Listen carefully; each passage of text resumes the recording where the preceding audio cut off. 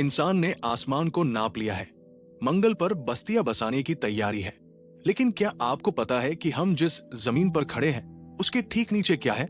आज भी हम अपनी पृथ्वी के अंदरूनी हिस्सों के बारे में उतना ही जानते हैं जितना कि एक गहरे समंदर की सतह के बारे में। लेकिन 2026 में चीन का एक विशालकाय जहाज मेंगजियांग इतिहास बदलने जा रहा है। ये समंदर के सीने को चीरकर 11 किलोमीटर नीचे उस पाताल तक पहुंचने की कोशिश कर रहा है जिसे मेंटल कहा जाता है। एक ऐसी जगह जहां आज तक कोई इंसान या मशीन नहीं पहुंच पाई। पृथ्वी की ऊपरी परत, जिसे हम क्रस्ट कहते हैं, वो केवल एक छिलके जैसी है। असली रहस्य तो उसके नीचे के मेंटल में छिपा है, लेकिन वहां पहुंचना नामुमकिन सा है। क्यों? क्योंकि 11 किलोमीटर की गहराई पर दबाव इतना बढ़ जाता है जैसे आपके सिर पर 100 हाथी खड़े हों, और ऊपर से हजारों डिग्री का तापमान जो बड़ी से बड़ी ड्रिलिंग मशीन को पिघलाकर मोम बना सकता है। वैज्ञानिकों का मकसद सिर्फ छेद करना नहीं है, वे उस मोह सीमा को छूना चाहते हैं जहां से हमारी धरती की धड़कन शुरू होती है।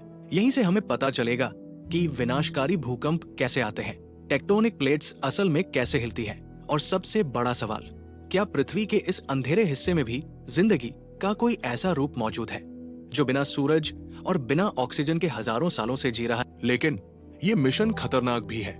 इतिहास गवाह है, जब रूस ने कोला सुपर डीप के जरिए खुदाई की थी तो उसे नरक का दरवाजा कहा गया था। आज हम समंदर के बीचों बीच वही कर रहे हैं।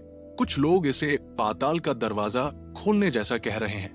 अगर ड्रिलिंग के दौरान कोई जहरीली गैस लीक हुई या दबाव का संतुलन बिगड़ा तो क्या होगा? क्या हम कुदरत के उस हिस्से में दखल दे रहे हैं जिसे बंद ही रहना चाहिए था? अंत में सवाल ये नहीं है कि हम कितना गहरा खोद सकते हैं, सवाल ये है कि क्या हम उस सच का सामना करने के लिए तैयार हैं जो वहां से निकल कर आएगा।